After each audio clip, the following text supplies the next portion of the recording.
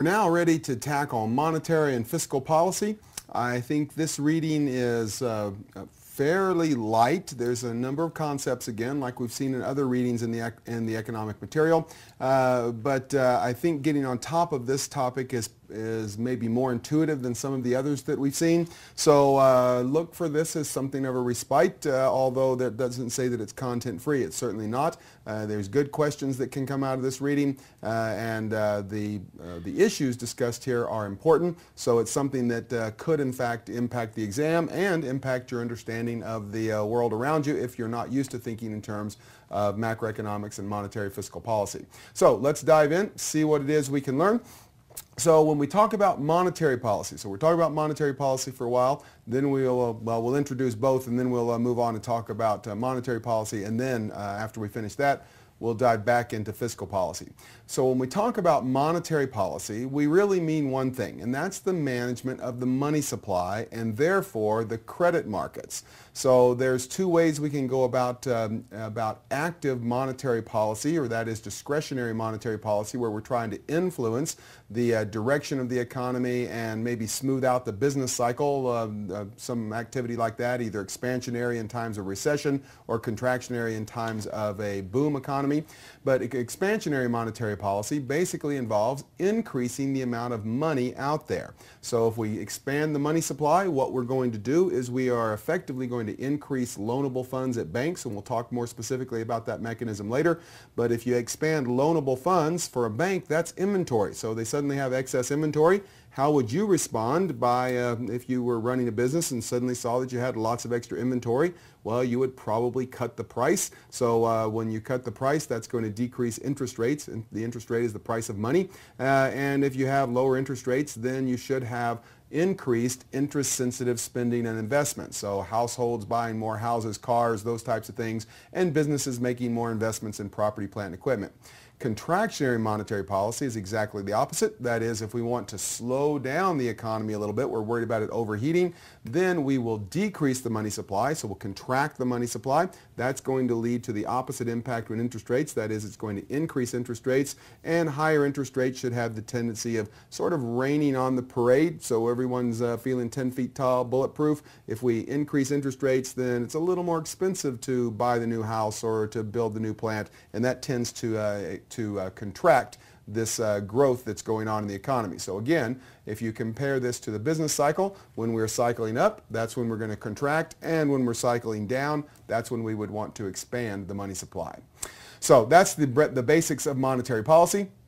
And you'll see we get to repeat that in a number of different ways, but that's really what's going on. So good intuition there. Let's get an understanding of fiscal policy here, and then we can dive in and look more specifically at each of these two. So fiscal policy really has two tools. That is tax revenues from the government, so we can either increase tax rates or decrease tax rates, and then spending. So when you put those two together, taxes and spending, or government revenues and spending, then we're often talking about what we're doing with the deficit. Are the government running a balance, a surplus, or are they running a deficit? So what is it that's going to be expansionary in the economy? What's going to tend to boost aggregate demand, if you want to think of it that way? Well, an expansionary policy calls for an increase in spending and a decrease in taxes. So in the very simple view, and we'll see that there's other ways to think of this, but in the simple view, if you increase spending, decrease taxes, then you have deficit spending. Well, that is you're going to increase the budget deficit, and that will increase aggregate demand, and that is the whole ploy behind the stimulus packages that we saw in response to the financial market meltdown in 08 or I guess whenever that occurred. I'm starting to lose track of the years now. Anyway, so I guess it was 08 was the big part of it. So anyway, so we saw a lot of expansionary fiscal policy, that is a lot of stimulus. On the other hand, we could do contractionary policy. So if we have an economy that's cycling up very fast, we're worried about it becoming overheated, people doing lots of damage to their balance sheet, well, then we can decrease spending and increase taxes. That is, we can reduce the deficit or increase the surplus, and that is going to reduce aggregate demand, and all else equal, that will tend to contract the economy, or to contract the rate at which it's growing might be a better way to think of that. So that's the basics of monetary and fiscal policy. Both of these are tools that we could use to manipulate what's going on in the macroeconomy. economy. So you can think of this as an overlay to the business cycle is probably the best way to think of it. And if we draw a quick picture here, then what we're going to see is looking at time on this axis and then looking at economic output, which I'm going to abbreviate with a Y on this axis. Remember, when we talk about the cycle, we cycle up and then we cycle down, and we cycle up and then we cycle down. And this undulation is called the business cycle. Well, when we're up here, well, we may want to contract the economy because that's where people do a lot of damage to themselves. And when we're down here, well, that's where we may want to gun the economy. Actually, what we probably want to do is we want to smooth out the business cycles, right? So we want to keep it from getting too hot. So we want to be up here, and that wasn't the tool I was actually looking for. So let me change that. There we go, and now if I can just make all this work so we can see the difference between the two. Here we go. Then if we want to, take the top out of the boom so that we can, take the bottom out of the bust, then it'd be something like this is the idea behind lots of monetary and fiscal policy intervention. We'd rather stay on the blue line where we have a smoother growth rate, less suffering in human terms, less bad decisions by both households and businesses. And so we contract when we're up here, coming to the red line, so maybe we can keep it down to the blue, and we expand when we're going down, so we only come down to the blue line rather than going all the way down here to the red is the idea. So that's the idea behind contractionary and expansionary policy. So that is the basics of monetary and fiscal policy. Let's think about money in a little more robust terms. So, quality money. So what is it that makes quality money? Well, quality money is going to have a number of characteristics. Okay, it's going to be accepted, of course. It ought to be hard to counterfeit. So you can over the course of my career, it's been interesting to watch the innovation in anti-counterfeit technology in paper money. If it shouldn't be too heavy. If it's too heavy, it gets hard to carry around. We've seen examples of societies that use things that are very difficult to move, and of course that's going to become a limitation on growth. And we ought to have it divisible. So if the only thing we had were, in the United States, $1,000 bills, that was the smallest unit of money that we had, well, that probably wouldn't, it would certainly make it harder to use and to settle lots of transactions with. Okay, you can also see this in terms of precious metals. Okay, and what we're probably used to, though, is, paper money as the standard in most developed economies. I guess all developed economies today. So now what about the functions of money? Well, money does several things. It is, of course, a medium of exchange. This has to do with it being accepted. So we can talk about, I have one product, you have another, and we can swap those directly. That would be barter. But we could also say, well, I have corn and somebody else has wheat, and if we don't want to barter, then I can sell my wheat to whoever. You can sell your corn to whoever. We get money and we can exchange for goods that way. Unit of account, a way to keep track of how much we purchased or how much we owe, and then a store of value. That is to say, if you're buying, if you were to try to use bananas as money, well, bananas, I suppose, are a store of value, but not a very good one, right? As soon as you get them home from the store, those brown spots start showing up on them. So if all these three things are in place, it's a medium exchange, it's a unit of account, it's a store of value, then you'll probably see that whatever it is that the society is using that meets these criteria makes it a pretty good money, pretty good form of money. So now, what we're going to see is that banks are an integral part of the monetary policy system that it prevails in most developed economies, if not all developed economies. And the idea here is that banks create money through the banking system. Now, don't be fooled. There's a lot of people that would make the statement that say, oh, if a bank takes in $1, they can loan out $9 or something like that. Well, that's not true. If a bank takes in $1, they can loan out 90 cents. But in a fractional reserve system, then what we'll see is that you can multiply, money does multiply itself through the banking system. So in a fractional reserve system, which means we have a required reserve ratio, that simply says that when a bank takes in $1, then they have to keep some of that on reserve. In the United States, those reserves are either cash in the vault or money on deposit at the Federal Reserve. So one of those two things, and while I think there may have been a change where they're getting some return on their deposits at the Fed, well, let's just assume those aren't earning any interest, right? So what happens here, if we have a reserve requirement ratio of 20%, that says that for a $1 deposit, the bank has to have 20 cents in reserves.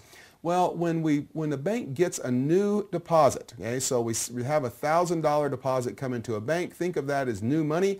What's going to happen? Well, immediately the bank is going to have $20 in required reserves, and they're going to have $800 in excess reserves. Excess reserves have another name that's called loanable funds. So eventually the bank is going to loan that out. That's why the bank is in business, right? So that's what banks do, is they play the spread, they rent money, and then they sublet it at a higher rate. So they're going to bring in $1,000, they're going to charge, they're going to pay 2% on the deposits, and they're going to turn around and they're going to loan out what they can at 4%. Well, they can't loan out the full $1,000 because of the reserve ratio, but what they can loan out is $800. So in 1,000, 800 is the loan. But what happens, of course, is that this somebody came in and asked for an $800 loan. Well, you don't go get a loan in order to put the money under your mattress. You get a loan because you're going to go buy something. So you go buy something, and that means whoever you sold it to gets the $800. That person then deposits that $800 in their bank, right? So so think of this as bank 2. So bank 2 gets a new $800 deposit. Well, 20% of that, or what is it, it's $160, sorry, I almost messed that up, is going to be required reserves. The other $160 is going to be excess reserves or loanable funds, which will eventually get loaned out, which will be deposited in Bank 3. So Bank 3 is going to have a $640 deposit. That means they've got $512 that they can loan out. That $512 is going to be loaned out. It'll be deposited, it'll be whoever borrowed the money will buy something. Whoever they buy it from will deposit that $512 in their bank, and we see that this process multiplies itself, right? So we started here with a $1,000 deposit, and then we got an $800 deposit, okay? And then we got a $640 deposit, then a $512 deposit, and then a $400 and something deposit. Anyway, this is the process of the money multiplying itself through the system, okay? And what we get is the money multiplier, or the demand deposit expansion multiplier, which is simply going to be equal to 1 over the reserve ratio. That's supposed to be an RR. So in this case, 1 over 0.2 is going to be equal to 5. And what that says is the limit of this process is if we pump $1,000 into the money supply, then that can potentially multiply into $5,000 under this, in this little example. So if the monetary authority wanted to increase the money supply by some big number, 100 billion whatevers, right? That would be a fairly substantial change, maybe too big. But anyway, so they're going to increase the money supply by, let's call it as a little change, $100 million. Well, do they need to invest $100 million, or do they need to pump $100 million in the money supply? No, they only need to pump in about 20 million, and then the rest will happen through this multiplication in the banking system through this multiplier, the demand deposit multiplier. Now there is some drags on this. Banks sometimes keep excess reserves and those types of things, but I think you ought to understand the process, understand how it works through the banks, and understand what happens to this reserve requirement ratio, because what happens if we increase it or decrease it, we're going to see that that's one of the important monetary policy tools. Okay, so definitions of money. So if we're going to talk about the money supply, maybe we ought to talk about what that is. Well, M1 is the most narrow definition of the money supply. So most textbooks in macroeconomics would show you M1, M2, M3, and then, so there's 4 definitions, M1, M2, M3, and what's the 4th one? Well, if you said M4, then you weren't reading your macro textbook. It's L. Why did they change it to L? I don't know. That's the biggest definition of money they could come up with. Anyway, so M1 is simply going to be, it's going to be checkable deposits, so money in your checking account, and currency. Well, and I guess traveler's checks, but I didn't even know people use traveler's checks anymore. So I think about money as these 2 things, currency and circulation. So for my household, the currency in my wallet and the checking account and the money I have in my checking account. I have 5 children, so there's very little of that. But nonetheless, so that's the narrow definition of money. We could also broaden it to what's called M2 in the U.S. Okay, they call it M3 in the Eurozone, so we got some differences here. But that would increase. So we start with M1, and we would add savings deposits. We would add small time deposits and money market mutual funds. That would be M2. Or M3 in the Eurozone. And I think there are a number of central banks that effectively use what is M2 here as their definition of the money supply. But for your purposes, for understanding monetary policy, I would focus on M1, just for intuition building. So what is the currency out there? How much money do we keep in our checking accounts? And think of these as non-interest bearing checking accounts. I think that for intuitive purposes, thinking about all this stuff down here, savings, deposits, those types of things, I think that hampers intuition more than it actually helps it. So focus on M1 for intuition purposes. Now, what about the demand for money? Okay, and you have to be careful here, because the demand for money is not the demand for wealth. So there's an unlimited demand for wealth, right? So we all would want more Ferrari automobiles, more big houses on the hill, more swimming pools, all that sort of stuff. Okay, but the demand for money, that is how much we're going to carry in our wallet and how much we're going to keep in our checking account combined, well, that comes from three sources. One, there is some transaction demand. So in other words, we got to facilitate whatever we're purchasing during the day or during the week or month. Well, of course, the more money you make, the higher your transaction demand is going to be, because you have a more swanky lifestyle, I guess. So this is generally going to increase if we think across a society with income, with GDP.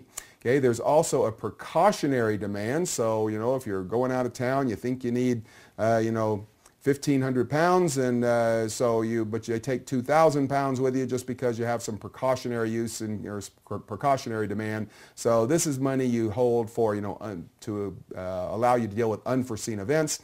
And then a speculative demand, and this is actually the one that comes into play most in what we're going to be talking about, and that is that money you hold to take advantage of future investment opportunities. So this one is going to be smaller when current returns are high. So if we have high interest rates today, so short-term interest rates are 18%, well, people don't want to keep money in cash, right? Because they can earn 18% by taking it and investing in interest-bearing securities. So we have a lower speculative demand for money when interest rates or returns are high. And then, of course, it's also going to be greater when risk is perceived to be high. So if there's more risk about what's going on, then we will hold more cash. And, of course, there are times at which you can observe lots of speculative demand in the economy. So there's just, when times are very uncertain, people are not investing, well, they're just holding on to their cash, right? Now remember, this is the demand for money, but you also have to note that there is a supply of money, of course. We're talking about money supply, and that is set by the monetary authority, which is usually the central bank of a given country, the Federal Reserve in the United States. All right, so the equilibrium interest rate, here's the idea. So when we have this, we have a downward sloping demand curve for money, and what that says is, look, when rates are high, then we want to hold little money, right? So we don't want to hold much money when rates are high. Why?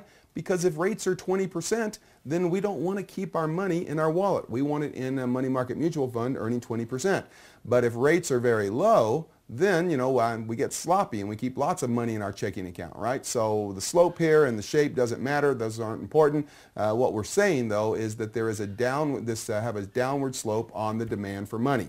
Now, the money supply is, of course, fixed at any given point in time. So this is the supply of money. It's controlled by the central bank. Well, this is just what? This is just a supply and demand graph. So the supply and demand interact to determine what?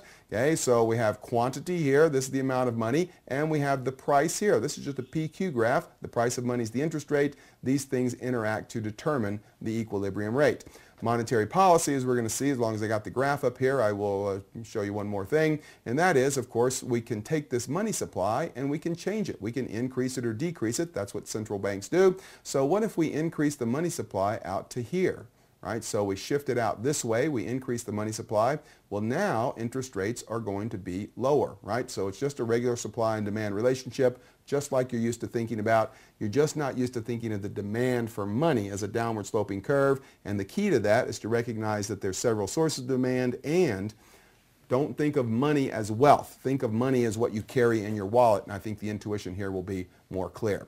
All right, so that is the interaction of supply and demand for money in order to determine the price of money or the interest rate. If you want to think in terms of why we're pushed to this equilibrium, well, if interest rates are higher, then what would be the market clearing price? So, we would, in terms of the amount of money that we would hold, okay, we'd be over here. Well, that's going to give us excess supply, right? So we only want to hold this much money, and there's we're down here, so the actual money supply is over here, so this gap is our excess supply, and of course what that means is we're going to use that money and purchase interest-bearing securities. Okay, and then we can go to the other side and do the same thing. And here we would see that we have excess demand for money, so we'd be over here demanding money, but the actual amount of money to be demanded is only over here. So what are we going to do there? Well, we're going to sell securities in order to have more liquidity, that is more money in our pocket.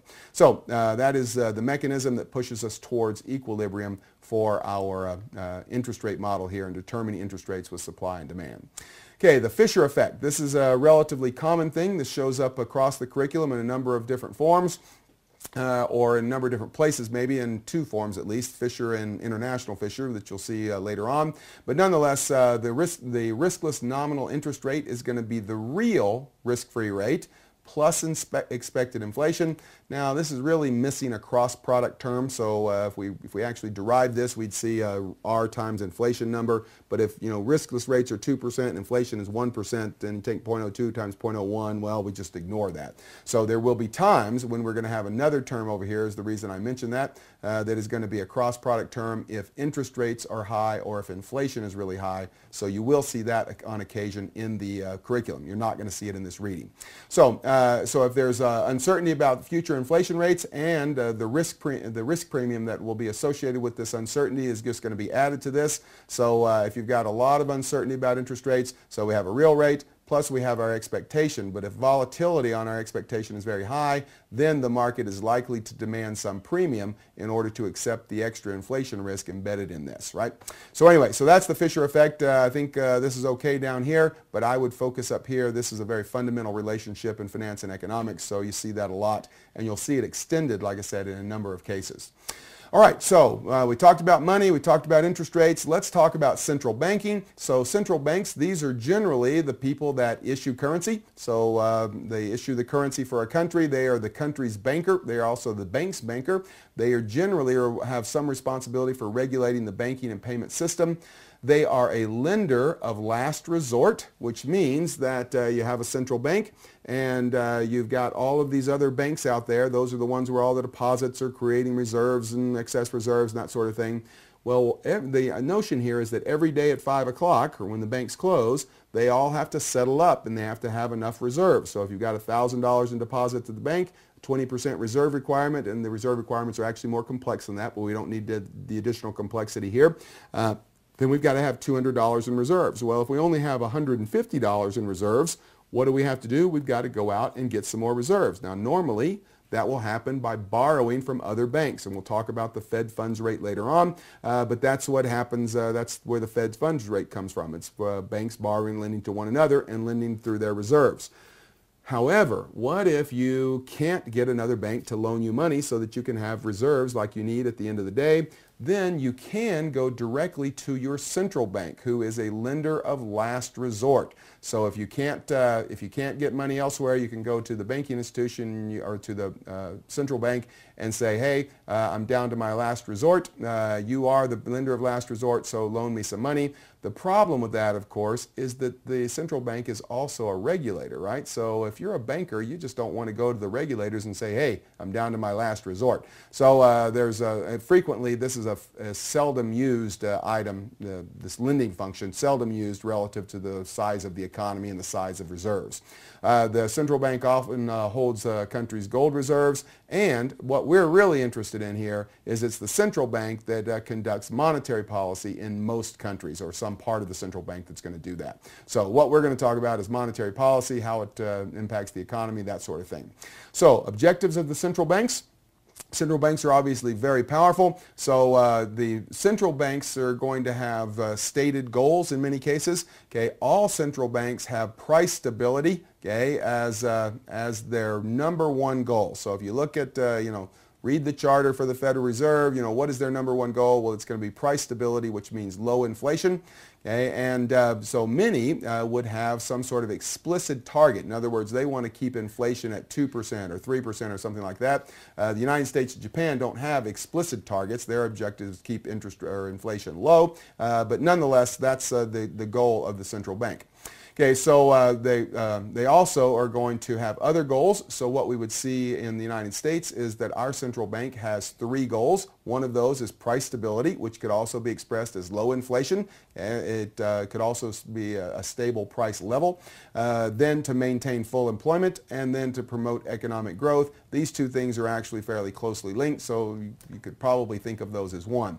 They keep exchange rates stable, so the exchange rate, the country's currency in terms of other major trading partners, keep that exchange rate constant, and then keep long-term interest rates moderate. Well, that is more problematic because they don't have direct control over those long-term rates, but nonetheless, that is something that we could see show up in the stated objectives of central banks generally. So that's what the central banks are doing. What tools are they using would be what monetary policy tools are they using to control the money supply? Well, we see some of those here. So the policy rate. The policy rate is the interest rate that central banks charge for borrowed reserves. So a little while ago we talked about the central banks are the lender of last resort. If you need reserves, you can't get them anywhere else, you can go to the to your central bank and you say, I need to borrow some reserves. The rate at which you would borrow that is called the policy rate. Now we're going to see this term later on, so you got to be, this is one that you want to be aware of. Okay? This, if you are used to dealing with the U.S. central bank, then this is the same thing as the discount rate. So this is the rate at which the policy rate is the rate at which the central bank will lend to member banks. Now we have another rate in the U.S. that's called the Fed funds rate. Okay? The Fed funds rate is simply the rate at which one bank lends to another, so you need to keep those 2 things straight. The Fed funds rate is market determined, meaning that the interaction of supply and demand determine the Fed funds rate. The discount rate, or the policy rate, is an administered rate. So in the United States, Bernanke or whoever is the chairman of the Fed gets his advisors together and they say the discount rate is 1%. That makes it so there's no market influence associated with that. So in this treatment, I think you should rely on the term policy rate. Okay, but if you're trying to get the intuition straight, remember that's the same as the discount rate for the U.S. Fed. Okay, so that's one policy tool, so the discount rate. Now the trouble there is there's just not much volume that flows through that, so it serves as a signal. If they're increasing the discount rate, that says all else equal, they're tightening the money supply, and if they decrease the discount rate or the policy rate, that may say they're loosening the money supply, but there's not a whole lot of volume there, so it doesn't have a lot of impact other than signaling value. Now let's jump down here to the required reserve ratio. The required reserve ratio is an extremely powerful tool, and that is why it is seldom used. It requires lots of people to react in the economy and that sort of thing. And this is powerful because of its impact on the excess reserve function. So we did an example a little while ago where we said if we took 1 over 0.2, a 20% reserve requirement, then we got a money multiplier equal to 5. Well, what if we change this, okay, and we say that now we're going to drop the reserve requirement to 1 over 0.1, well then we get a money multiplier of 10, and that would also imply that every bank in the nation suddenly had 10% of their deposits as excess reserves, and you're going to have all that cross multiplication in the economy as the bank convert those excess reserves into loans, and it's just going to have a huge impact on the economy. So the reserve requirement ratio, that is a tool of the Federal Reserve System, but it is not one that gets used frequently because it's just so powerful. Which brings us, so we got one that doesn't have any volume that flows through it, one that's too powerful to use on very many occasions. That leads us to open market operations. Open market operations is the way that most central banks deal with monetary policy or implement monetary policy.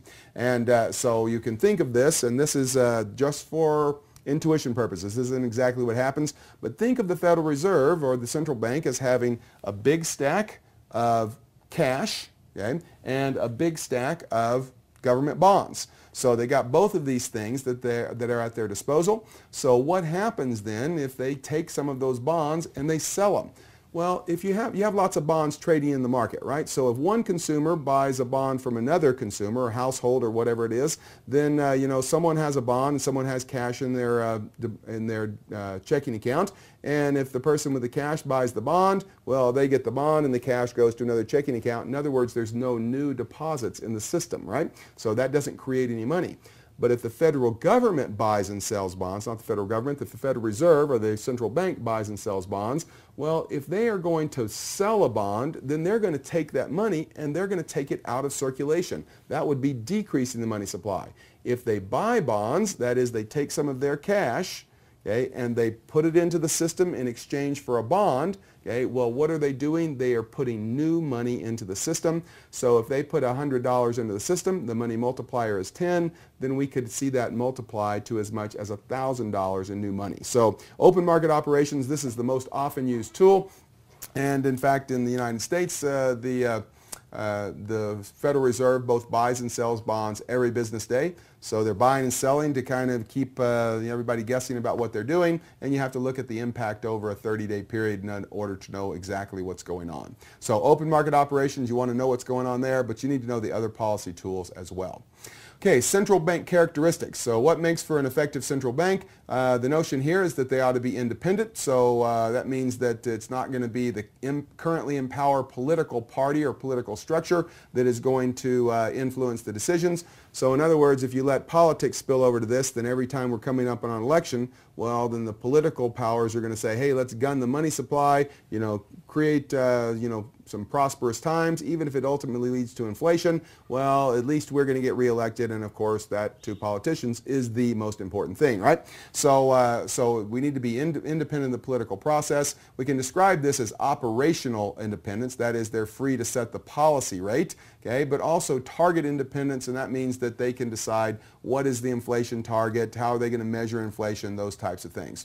And of course there are it's a continuum of independence, depending on how much reporting they have to do and accountability structures and that type of thing. But generally, independence is going to be something they're going to need in order to do their job and to make it effective in monitoring or manipulating the macroeconomy. Of course, they need to be credible. So that is, they need to have a history of making decisions, implementing those, and then seeing those progress towards the intended economic result. And they need to be transparent. That is to say that they disclose inflation reports, the indicators they're using, all that sort of stuff. So if you have all three of these things in place, that is, they're independent, they're credible, and they're transparent, then you can expect that when the Fed or the central bank says something, that's actually going to impact expectations. So then to the extent that we can influence those expectations, then we ought to see smoother transition across the cycle is the notion there. So that's what's going on with central bank characteristics. What about monetary policy transmission? Now what we mean here is how do we get from the Federal Reserve or whoever the central bank is buying bonds and putting cash out there to having you and I be better off for, having the economy stabilized, right? So it seems like buying and selling a few bonds doesn't have all that big an impact. But in fact, it has the potential to have lots of impact. So what happens if the Fed goes in and buys bonds? Okay, well, they're taking cash, they're putting it into the system. Well, that means the reserves are going to increase. Well, if reserves increase, what does that mean? Well, then we're going to see that interbank lending decreases. So everybody suddenly needs less in reserves. Okay, or we have more reserves, so we need less of them less in terms of borrowing them. So that means that if there's less borrowing in this bank-to-bank market, okay, then we ought to see these interbank lending rates decrease. In the United States, we would call that the federal funds rate, the FFR, federal funds rate. So this interbank rate, which is generally an overnight rate, is what central banks have the most direct control over. What we're hoping is that leads to short-term rates also being impacted. In the case of buying securities, we're trying to decrease short-term rates, and we're trying to get long-term rates to decrease as well. If we do that, then we're going to see that businesses are going to increase investment. Why? Because we thought about building the plant when borrowing rates were 7. Now that they're at 3, well, it looks like a lot better investment. So businesses are going to increase investment. Consumers are going to increase their interest-sensitive spending, houses, cars, durables of all types, those types of things. So that's going to stimulate demand. Also, the domestic currency is going to depreciate. We got more of it out there. So if the currency depreciates, what does that do? It makes imports look more expensive, but it makes exports look cheaper. So that should increase exports, which increases demand. So these last three, increase investment, increase consumption, increase exports, All of that is what we are trying to do. When we buy securities, we're trying to jumpstart the economy. So overall, aggregate demand is going to increase, and that's going to increase real GDP, employment, and maybe inflation, which of course isn't a good thing, but that is one of the byproducts potentially of monetary policy. One of the key limitations here is the fact that we're pretty good. We know we can increase reserves, and if we increase reserves, we're very likely to impact these interbank rates. And if we impact the interbank rates, we're very likely to impact short-term rates, and we have a pretty good track record of impacting long-term rates. Okay? The trouble is that when we get to this point in the hierarchy, okay, well, that we don't necessarily see all these other things happening. So jumping over this barrier, so getting down here to increases in investment or increases in spending in the households, okay, well, that requires independent decision makers to go in and decide what's best for them. And it's quite possible that they would just say, yeah, interest rates are low, but I'm not going to buy a new house or I'm not going to build a new factory. So the problem in the transmission comes between the interest rate mechanism and the actual increase in investment. It's also somewhat problematic to go from interbank rates to short-term rates, and more problematic to go from short-term to long-term, but that's generally not the problem. We can generally influence those with some degree of certainty. All right, so in terms of expansionary monetary policy, we're going to see four things. If we increase the money supply, that's expanding the money supply. We just talked about that. You're buying securities, putting money out there. Then interest rates are going to fall. That means we have less incentive to save, so we're going to spend more. So that's going to impact asset prices. Asset prices are going to increase because we're buying more assets. Well, that means if the value of our assets go up, we have a wealth effect, so we feel richer, so our consumption spending increases. So expectations for economic growth increase, and that may we may expect further decreases in interest rates, is what I was trying to spit out there. But the expectations for economic growth increases, and so that does stuff for investment, and then domestic currency depreciates, like we talked about before. Again, what we're seeing here is this idea of overall demand is going to increase, and we're going to see more demand leads to, of course, higher output, more employment, and potentially higher inflation as well. Okay, the neutral interest rate. So this is an interesting concept. I wouldn't get bogged down here, but it's still nonetheless interesting. So the neutral interest rate, that is the rate that is not going to tend to, if it's higher, it's not going to tend to slow down the economy, and if it's lower, it's not going to tend to stimulate the economy. It's just the interest rate that would keep things on their current trajectory. Well, that's going to be equal to the trend growth rate in real GDP. So at what rate is our real GDP growing? Plus our target inflation rate. So if we had, a long-term real growth rate of 2% in real GDP, and we had, a 2% inflation target, that would say the neutral rate is 4%. So this you can think of as the policy rate. If we take the policy rate, set it equal to the neutral interest rate, well, if the policy rate is greater than the neutral rate, so this is neutral 4, we set this so we have a 6% policy rate, a 4% neutral rate. Well, this is what? This is tightening money. That's going to be contractionary. On the other hand, we have a 4% neutral rate. We drop this rate to 1. Well, now we say that money looks cheap, okay, and we are going to have expansionary monetary policy as a result. So the neutral interest rate, interesting concept. There's actually a lot of work that could be done underneath that. Doesn't show up in the curriculum, so do not worry about it. All right. Now, limitations of monetary policy. I've already talked about these to some extent, but long-term rates may move oppositely of short-term rates. That is oppositely, right? Not just not move, but they may move oppositely because the short-term rates because of the money supply changes, we may be expecting higher inflation. So, if we look, so the Fed the central bank is driving down short-term rates by really gunning the money supply. Well, eventually that's going to be inflationary. Then what is that going to say? Well, that's going to change the risk premium in long-term rates. So long-term rates could go up in response to this. If monetary tightening is extreme, okay, so we're tightening the money supply and we really haul it in tight, okay, then expectations of recession may make long-term bonds more attractive. So if you think we're going into recession, do you want to be buying equities? No. If you're going into recession because the Fed is tightening so tight or the central bank is tightening up so much on the money supply, well, that may make long-term bonds more attractive, therefore decreasing long-term rates. So it's possible that there is this counter a reaction that is counter to what would be anticipated. That is, we're trying to drive down short-term rates and long-term rates increasing. And the opposite, if we drive up short-term rates, we're tightening the money supply, we may see that long-term rates decrease as a result of that. So, and if the demand for money is very elastic, then people are going to hold currency, okay, even as the money supply increases. Okay, this is the liquidity trap, and what that says is people are just not going to be investing. So even if we, drive down interest rate, or drive up the money supply and drive down interest rates, it happens at long and short-term rates, but people just keep holding money, right? So people don't invest. We certainly can point to times where we can observe this liquidity trap in action. Interest rates are really low, and people just hold this money and won't do anything with it. There's no interest-sensitive spending boost and that sort of stuff.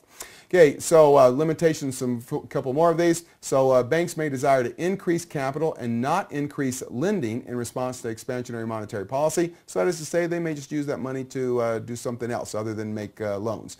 Short-term rates cannot be below zero. So once you drive short-term rates to zero, you've done all you can do with monetary policy. If you're trying to stimulate the economy, you get short-term rates to zero, well, then, we're not going to be able to do anything more than just get them to zero, so we may be limited there.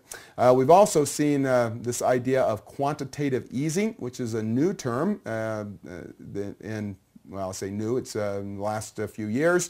Okay, so what this means is that instead of the Fed or the central bank buying and selling short term, they are buying or selling, but what we've seen it in is buying longer dated government securities, mortgage securities, those types of things, trying to directly influence interest rates in the long end of the yield curve, trying to get people to buy houses and that sort of stuff. All right, so that's our monetary policy. Now let's move and talk about fiscal policy. And fiscal policy, you probably know this already, even if you haven't studied it. So we have, more spending. The government's buying stuff. Someone's got to go to work and make the stuff they're buying. So that should be, expansionary thing. Also, if they drop tax rates, so you're paying 50% in taxes and they drop tax rates to 20%, suddenly you have 30% more of your income as take-home pay. Well, what do you do with that? You go out and spend it, right? So, or at least spend some portion of it. So expansionary policy means that, remember, fiscal policy, two tools: tax rates or tax revenues, and on the other hand we have this the government spending. So if you want to expand the economy, you're going to increase spending, so the government goes out and buys lots of stuff, and decrease taxes, right? So people have more money to spend, the government spending stuff. Basically this calls for deficit spending. Okay, expansionary monetary, so that's the expansionary fiscal policy. If we're going to look at contractionary policy, we would see exactly the opposite. That is, you're going to decrease spending, okay, and increase taxes. That's what would give us a contractionary result if we were at the top of the business cycle.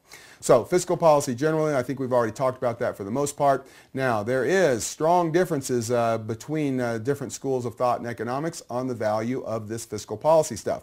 But I think we can sort of think of it in a couple of schools of thought. So one is the Keynesian school. We've talked about this elsewhere in the curriculum, but remember, Keynes was famous for saying, in the long run, we're all dead. So yeah, the classical school says, hey, we're going to see wages adjust to restore us to equilibrium. So if we're in a recession or if we're in over full employment, then interest rates or wages are going to adjust to return us to full employment. The problem is that can take a long time. And when you're in an economic recession and there's lots of human suffering, 3 or 6 months can be a long time. And what we've observed is it could be a lot longer than that. It could be years before those adjustments are fully impounded into the economy. So Keynes said, hey, don't worry about just sitting back and letting this thing take its own course. Let's use discretionary fiscal policy. Keynes would have also said discretionary monetary policy. And let's get the economy going. Let's stimulate aggregate demand, put people back to work. Once they're back to work, then they're demanding things. So use discretionary fiscal policy as a pump priming mechanism. The other school of thought here would be the monetarists. And monetarists believe, and I've always thought that was a bad name. They believe, you would think, I would think, monetarist means that they want to use the money supply to manipulate the economy, but it's actually just the opposite. Okay, they believe that the business cycle is caused by inappropriate monetary policy shifts. Okay, so its monetary policy should just be set to where the growth in the money supply is equal to the long-run growth rate in the economy, at least in a simple sense, and then we shouldn't change it. So monetarists would tell you, don't monkey with the money supply. Okay, there is this idea of automatic stabilizers that we're going to talk about, and we'll talk about lags later on. But basically, when we look at the business cycle, that is, if we look at we're looking, well, that was just terrible. Let me get rid of that. So if we're looking at this little graph, we're looking at time on this axis and Y on this axis, then what we see in a business cycle is that we go, up and it comes down and it goes up and it goes down, right? So when we're up here, what we'd like to do is start to pull the economy in. And when we're down here, we'd like to pump up the economy. Well, with automatic stabilizers, these are just items or attributes of an economy or the governance structure that we don't have to worry about directly implementing. They automatically tend to stabilize. That means they are contractionary when we're up here and they're expansionary when we're down here at the trough of the cycle, right? So that would be something like a progressive tax system. So the more money you make, the higher the tax rate. Well, when you're at the top of the cycle, everybody's getting big bonuses and everybody's, paying a higher marginal tax rate. Well, that tends to, throw a little water, a little cold water on the party, and we see that tends to contract the rate of expansion. So we kind of bring down the peak there. Okay. On the other hand, when we're down in the trough, everybody's making lower income, no bonuses, we're in a lower average rate. Well, we are automatically have a lower effective tax rate at the bottom of the cycle. Okay. We could also see transfer payments. Think of them as, payments we make to people who are unemployed. Well, when we're up here at the top, what happens? Well, everybody has a job, right? So there's very little in the way of transfer payments. And when we're down here, of course, there's lots of unemployment, lots of transfer payments directly from the government. So the point is, these things happen automatically, right? So that means that the government doesn't have to think about how to implement them every cycle. They're already there. They're already going to have the effect that we would expect or that we desire for them to have, is the notion behind all that. Okay, fiscal policy objectives. So fiscal policy objectives simply says that the government can use fiscal policy to do what? Well, they can influence aggregate demand and economic growth. Well, that's what we've talked about previously, so that's a big deal. They could also use it to redistribute wealth, that is, tax some people and give the money to others. And then they could also do it to change the allocation of resources among different sectors in the economy. So the best example we've seen of this in the United States, at least that I can think of at the moment, is the idea that we're trying to reallocate resources into the green energy area of the economy. So not something I would think is smart, but nonetheless something we've seen. Okay, what about tools here? Well, of course, if we're looking on the spending side, we have transfer payments. That's cash directly from the government to the citizenry or some segment of the citizenry. Current spending for, goods and services, and capital spending. That's infrastructure. You're building roads, sewer systems, that type of thing. Okay, in terms of revenues, there's both direct taxes and indirect taxes. So direct taxes, those are levied on either income or wealth. So if you think of an income tax, you make money, government's going to take part of it. That is a direct tax. An indirect tax means that you're not levying as anything else. Basically, you're not looking at income or wealth, but you are trying to raise revenue through something like a sales tax or to promote some sort of social goal like a big tax on tobacco. So you have a big tax on tobacco, well, that raises the price, all else equal. There's a elasticity coefficient for that. So you increase the price, that ought to decrease the quantity. You're trying to get people to quit smoking with those indirect taxes on tobacco. All right, so looking at the fiscal multiplier here, so now remember we had a money multiplier, right? So we talked about how we would have money multiply itself through the banking system. Well, we also have a fiscal multiplier. So if we have the government goes in and spends some money, okay, we're going to say they pump $100 billion, they go out in current spending, they purchase $100 billion worth of stuff. Well, what's going to happen? Well, that's going to lead to spending increases over time. So, what's going to happen? They're going to pay out $100 billion. Well, some of that's going to get saved, but some of it is going to also be used for other purchases. So the amount that they get saved, that percent is called the marginal propensity to consume. The amount that's saved is, of course, the marginal propensity to save. You can do one of those two things. So this is the marginal propensity to consume, and of course, if they're paying this out, it's going to, also be taxed. If you think of it as being paid out for services, it might be easiest to see that. So if we take this little equation, the fiscal policy multiplier, and we plug in the variables down here, what we say is, all right, we've got a marginal propensity to consume of about 0.8, which I don't think is far off, a tax rate of 30%. If we pump $100 billion into the economy, does that mean that GDP grows by $100 billion? Well, no. What that means is that GDP is going to grow by some factor of $100 billion. We plug in, 1 over this quantity, 1 minus 0.08 times this 1 minus the tax rate, and that tells us that we have a fiscal policy multiplier of 2.27. So this $100 billion of stimulus leads to $227 billion in additional spending in the economy. Now, that's great, except for there's an opposite side of this, and that is if you're going to spend $100 billion, you got to go get that $100 billion from somewhere. So if we have a marginal propensity to consume of 0.8, a tax increase of $100 billion, that means we got to take that $100 billion from somebody. Well, that means that we're going to see that there's going to be $80 billion less in spending. So, we're taking $100 billion from one side. Those people feel poorer, so they would have normally spent 80 of that 100, so that's $80 billion less in spending. So what are we looking at then? We've got a fiscal policy multiplier. Over time is going to lead to through the tax multiple is going to lead to an increase in consumption if we look at both of them together. So we're going to see, look, if we end up with, and I didn't say that right, so the fiscal policy effect when we look at this tax impact here. So people are going to spend $80 billion less. Remember, we already calculated the fiscal policy multiplier is 2.27. So if we take 2.27 times the $80 billion that we're not spending, it works either positive or negative. We end up with $182 billion less in spending. Well, what's the point then? The balanced budget multiplier says, hey, if you're going to pump $100 billion into the economy, that means you're taking $100 billion from one place, you are investing it or you're spending it over here. What's the net effect? Well, the net effect is, as we've calculated, okay, the fiscal policy multiplier told us this $100 billion is going to turn into $227 billion in income, but the opposite effect from the tax multiplier is going to result in a reduction in spending of $182 million. So the net result is a plus $45 billion.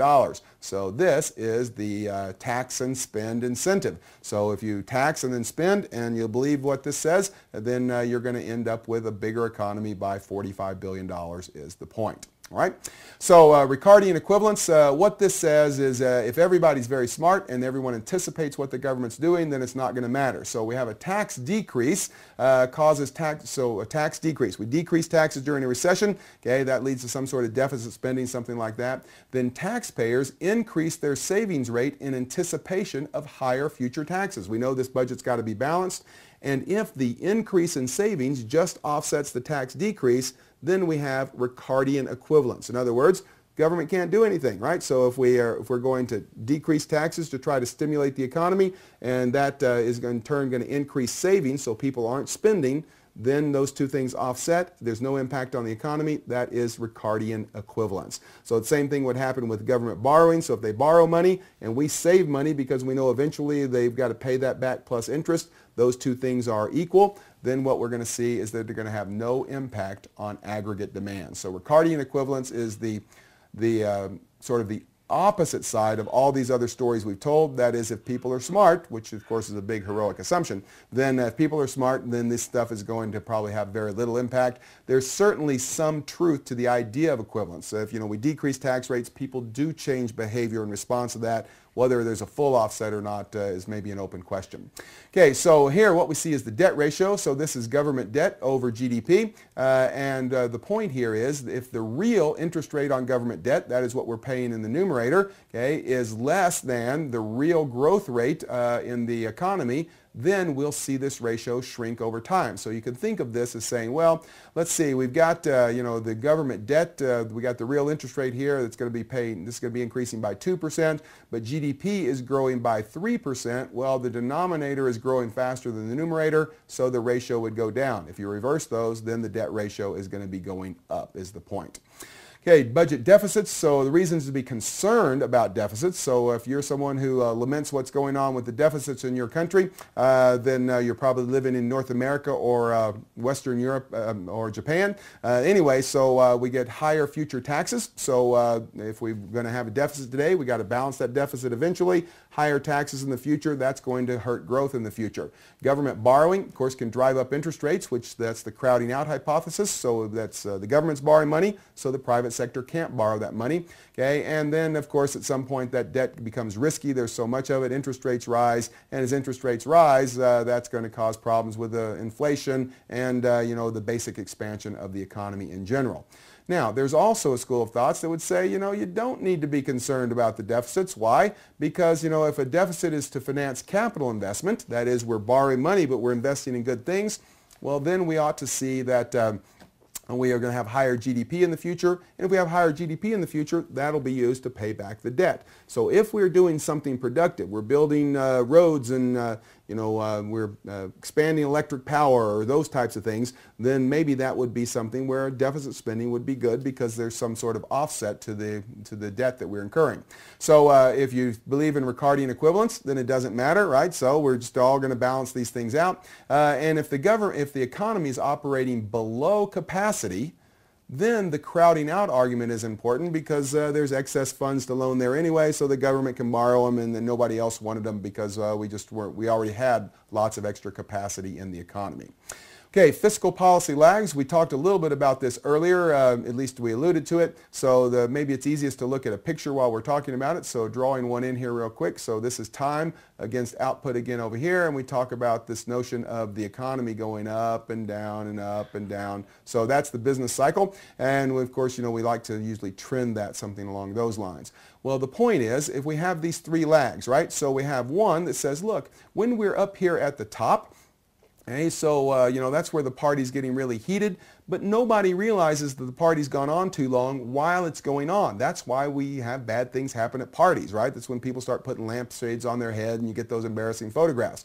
So we have some delay in how long it takes us to realize that we're heading into a recession. So that's one type of delay. And then once we finally recognize we're heading into a recession, then with fiscal policy, the government, different parts of government have to get together and agree on what exactly to do.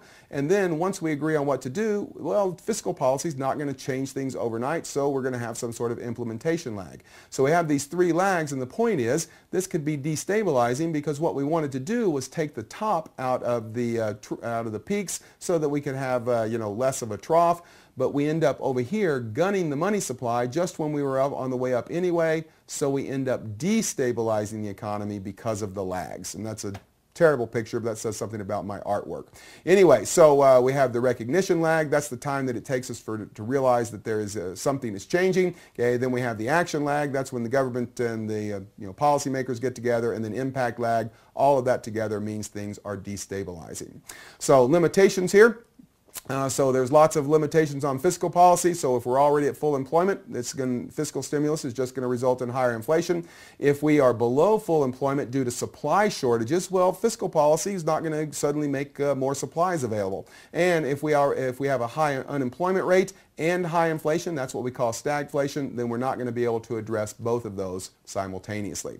So analysis of fiscal policy here. So what we're really talking about, and that's what it says up here, but what we really mean down here is when we look at the business cycle, okay, spending increases and tax decreases, that's expansionary. So if we're up at the top of the business cycle, then we want to have the opposite, contractionary, and if we're down at the bottom, then we want the expansionary policy, and we just reverse these two, and we have to adjust for where we are on the policy cycle. So finally here, policy interpretation, it can go a number of ways. So if both of these things are going up, monetary and fiscal policy, you can expect strong expansion. If they're both going down, then you can expect higher rates, slower growth. If you have monetary increasing, fiscal decreasing, well, that's going to mean that we're going to have interest rates down, but so private sector consumption is going to expand. But if you do it the opposite way, then we would expect to have government policy expand, or government expenditures expand if we're tightening the money supply but growing government expenditures. And then finally here to finish things up, so a balanced budget multiplier is positive. Why is that? Well, is it A, because the tax multiplier effect is stronger than the government purchases multiplier? Well, that would say no. If the tax multiplier is stronger, we're pulling down the economy, right? So C, the negative effect of government purchases multiplier is less than the positive effect on the tax multiplier. No, that's not it. So the government purchases multiplier, the increase in the economy because of government expenditure, is greater in absolute terms than the negative impact of the tax multiplier on the economy. And that is fiscal policy. So that is the material here. It is get a little repetitious at the end, but nonetheless, I think you can get a handle on this, and I think this is certainly something that has the potential to show up on the exam. So good luck with this material.